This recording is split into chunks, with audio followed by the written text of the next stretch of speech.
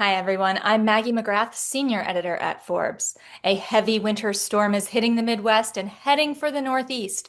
Joining us to talk about how much snow we could see is AccuWeather Senior Vice President and Chief Meteorologist Jonathan Porter. Jonathan, thank you so much for being here. Oh, Maggie, always good to be with you. Now, before we started recording, we were talking a little bit about what to call this storm, and maybe the name doesn't matter so much as exactly what it's bringing. Can you tell me where we are and where it's going right now? Well, sure. This will be a certainly a substantial winter storm, perhaps the most widespread that we've had so far this year across parts of the Ohio Valley near the Great Lakes and into the northeastern part of the United States. It certainly is not going to be the most significant snow that some of these communities have seen, especially across parts of the interior Northeast. These are parts of the country that are typically used to dealing with quite a bit of snow, but this is going to disrupt travel. Certainly will be slickening the roads, and there's going to be probably pretty widespread school delays and cancellations, especially across parts of the interior Northeast associated with this storm during the day on Tuesday. So we'll look at first the snow totals here. And it's been snowing during the day on Monday across parts of the central United States, especially Iowa over toward Missouri. That's going to be continuing to move eastbound. And you notice on the key here, we're expecting 1 to 3 inches of snow from parts of Kansas, eastern Kansas and Missouri, all the way towards Chicago and near the Great Lakes and also the Ohio Valley as well. There will be some areas perhaps across parts of eastern Ohio and western Pennsylvania where totals can reach 3 to 6 inches. But then the heaviest of the snow accumulation looks like it'll be across northeastern Pennsylvania, upstate New York, where the highest elevations, both of the Berkshires and also the higher ground across Worcester County, Massachusetts, for example, some totals there will be 6 to 12 inches by the time the storm is over later on Tuesday night, and also across parts of down east Maine. So that looks like the heaviest snow totals will be across the interior portions of New England. Heaviest snow, interior portions of New England, so up to a foot, or could it surpass a foot? Yeah, the highest totals from a widespread nature looks like 6 to 12 inches of snow in those hardest hit areas, especially the higher elevations in those areas. And we do expect an AccuWeather local storm max of around a foot. So we're not looking for widespread concerns of higher than a foot at this point. Now, when you look at the time of year we're in and the amount of snow you're forecasting and the severity of this storm, how does this rank? Is this out of the ordinary, or is this to be expected at this point in very early December? Yeah, this is a pretty typical snowstorm for this time of the year in many of these areas. And as we track out the snow here from portions of the Midwest and into the Northeast, we'll restart this loop. I think the biggest thing to notice is look at how things will be situated here around, we'll say 7 in the morning Eastern time tomorrow. And you'll notice all these dark blues here across parts of upstate New York and through much of Pennsylvania. That's going to be some heavier snow elements. And in some of that area, areas where the snow is falling at a rate of maybe a half inch or to an inch an hour of snow. And that can be difficult even for the most experienced road crews to be able to keep up with that. So it looks like a pretty challenging morning commute here across much of Pennsylvania, including the Pittsburgh area, getting going over towards Scranton and just especially just north of Harrisburg, Pennsylvania as well. I expect widespread school delays and cancellations across parts of eastern Ohio up into portions of Pennsylvania and upstate New York as well. But look along the major cities here, along the I-95 corridor.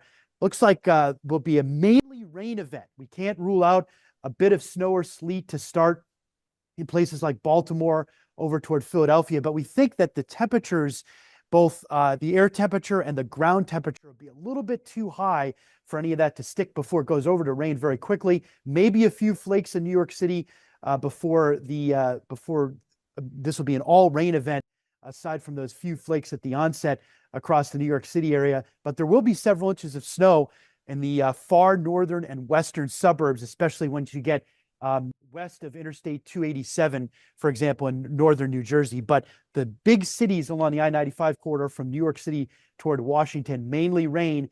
Boston, the precipitation will start as snow, transition over to rain right in the city, maybe changes back to snow as the storm pulls away later on Tuesday night and the first part of Wednesday. So we're speaking on early Monday afternoon. When will parts of the country see the worst of this storm? Is it Tuesday morning? Is it Tuesday night? What's the progression in terms of severity? Yeah, I think that's a key point. So we've got this at 7 a.m. Eastern time on Tuesday, and we talked about where the heavy snow will be occurring during the morning commute. As I move this along further here, we'll go through the morning on Tuesday and look at that snow has now expanded across parts of interior New England. And again, you see the blues here indicating the areas of heavier snow. This is 3:30 in the afternoon Eastern time on Tuesday. Notice that's west of Boston, up into the higher elevations near Worcester and up into portions of New Hampshire and Vermont, and also inland areas of Maine as well. Further south, you see a little bit of a pink in here. That's where there can be some mixing, even some sleet, freezing rain before it changes over to rain. And then along the immediate coastline, the yellows here and the greens, these are indicating plain rain. And some of that rain is going to come down quite heavy. In fact, we're concerned about localized risk for flooding, especially in poor drainage areas in the New York City area, down I-95 toward Philadelphia and Washington, D.C. as well. So one storm is going to bring a variety of impacts. And as we move this out further, notice as we head through Tuesday evening, the snow is continuing across parts of New England. And maybe that rain ends the snow right in the city of Boston with the higher snow totals just west of Boston, just west of Interstate 495 in the Boston area. So, of course, that's precipitation. What are you forecasting in terms of the wind? Is wind going to be a significant factor in this storm? Doesn't look like it's going to be a significant factor. There could be some wind gusts perhaps to 30 or 35 miles per hour along the coastline, but it does not look like wind will be a substantial factor with this particular storm. I ask because in prepping for this conversation, I saw a few headlines referencing bomb cyclone-like conditions, and yet before we started recording, you said that that might not be the most accurate term. So, is there Arctic wind? Is this a bomb cyclone? Why are people confusing what might be a regular winter storm with those terms? Well, bomb cyclone actually refers to the intensity by which a storm is able to continue to strengthen. And in this particular case, you need a certain drop in atmospheric pressure associated with the core of the low pressure area over a certain period of time for it to be considered a bomb cyclone.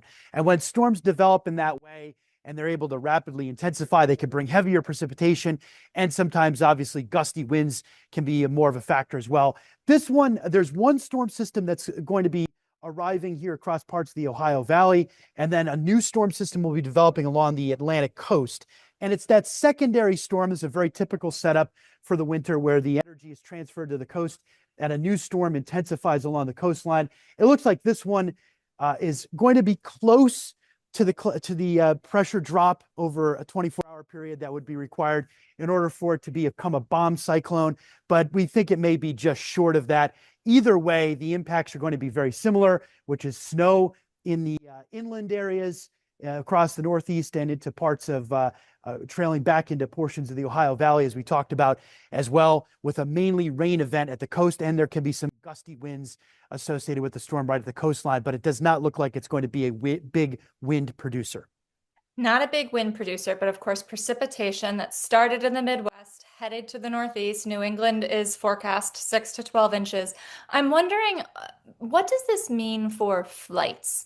We're past the big Thanksgiving travel crush, fortunately, but are you anticipating, is AccuWeather forecasting a lot of flight cancellations at Chicago O'Hare or Boston Logan or JFK or any of the major airports in the Midwest and Northeast? Well, there's certainly going to be some disruptions, and that will start on Monday night into the first part of Tuesday at the big terminals in the Chicago area, certainly O'Hare and Midway as well. And then as you look further to the east, I think the big problem in the I-95 corridor with big terminals, big airports from the New York City area down to Philadelphia, Baltimore, and Washington, D.C. is more going to be the heavier rain that can tend to, and lower ceilings, so the clouds pretty close to the ground, that can tend to do more, have more impact in terms of delaying flights as opposed to canceling them. But there still can be some cancellations at the big airports along the I-95 corridor, and there could be more impacts up toward Boston. But certainly some of the smaller airports, more regional airports, in the areas that we're expecting substantial snow. For example, Scranton Wilkes-Barre International Airport, and then heading up toward Portland, Maine. Is just a few of the examples. There can be a more substantial number of delays and cancellations there. Now, Jonathan, you did describe this as a pretty standard winter storm, and though the calendar is still in fall, I will say, from my experience as a New York resident, this feels a little earlier in the season to be seeing this much potential snowfall happening in the rest of the state and up in New England. So I'm wondering if you and AccuWeather can forecast out what does this mean for the snowfall we could expect to see in the rest of December, January, and February? Does this storm tell us anything? Well, I don't think we can get any particular signs from this individual storm. AccuWeather long range experts have been forecasting for months as we look at the entire winter season that snowfall by the time the end of the snow season arrives later in March or early April in some parts of the northeastern United States, that along the Interstate 95 corridor in the big cities, the snowfall amounts for the season can average a bit below the long-term historic average, and that's certainly been the trend over the last several winters, with more snow, as would typically be expected in some of those inland areas, the ones that are going to be getting impacted in a most substantial manner by this storm. And so these are the areas from parts of the higher ground of northeastern Pennsylvania through upstate New York into New England that AccuWeather winter experts and long range experts have identified as an area that can see near or above normal, above historic average snowfall through this winter. So it looks like it's once again going to be the interior areas. Doesn't mean there's not going to be snow that occurs from time to time, and a snowstorm accumulating snow from time to time across the I-95 corridor. But this one looks like it's going to be an interior snowstorm, and that's the main message here in terms of where we're expecting the greatest impacts from snow to occur. I also want to point out that we're also going to be watching another setup here later this week because there's going to be a reinforcing shot of Arctic air that's going to be plunging across portions of the Great Lakes to the Northeast states here. Great Lakes, we'll get into this on Wednesday, into the Northeast by Thursday, and it's going to be another surge of very cold air where temperatures are going to average 15 to 20 degrees below the long-term historic average during that time period, Wednesday into Thursday. So it's a cold setup here. The leading edge of that bitter cold air can be accompanied by some snow squalls, and AccuWeather meteorologists always highlight the risk of snow squalls because they can be pretty narrow bands of heavy snow that can result in a rapid reduction in visibility. And that is the kind of situation that sometimes can catch travelers on highways off guard because you can be driving down the highway at typical highway speeds, and then all of a sudden the visibility can be reduced to near zero in a brief but intense band of snow. And that's going to be a concern across parts of the Great Lakes on Wednesday and toward the Northeast, especially in the interior areas during the day on Thursday. Behind that, the Arctic air will settle in, and we're going to have to look for this weekend for another potential storm. There's mixed signals on this one. There's going to be a dip in the jet stream, so that could set up a storm situation across the eastern part of the country from Saturday into Sunday. There's going to be a couple of different options with this one, though. A storm could develop and then harmlessly move out to sea with very little risk for snow or ice across portions of the eastern United States. But an alternate situation would be that a new storm develops in the southeastern part of the United States and then moves up the coastline, which would mean a risk for snow and ice once again in the interior sections from parts of New England all the way through the central Appalachians and even into the southern Appalachians as well. So you're going to be wanting to follow the AccuWeather forecast on the free AccuWeather app to keep track of this storm that we're going to be dealing with early this week and other threats for cold and snow to follow potentially as we head toward later this weekend into the weekend. So it's not just a one punch with the storm coming on Tuesday or developing throughout Monday and hitting the Northeast on Tuesday. There could be a 1, 2, 3 punch potentially with these snow squalls and then that storm that could be developing over the weekend. That's correct. All reasons to be aware of the AccuWeather forecast and your particular community and be ready for those various impacts that could occur as we're going to be dealing with plenty of snow and cold air on the map. We'll see how everything can come together to determine whether a storm will materialize this weekend or not. Jonathan. Jonathan Porter, Chief Meteorologist for AccuWeather. Thank you for joining us. We'll have to have you back as this storm develops, but in the meantime, thank you so much for your forecast. Good to be with you as always.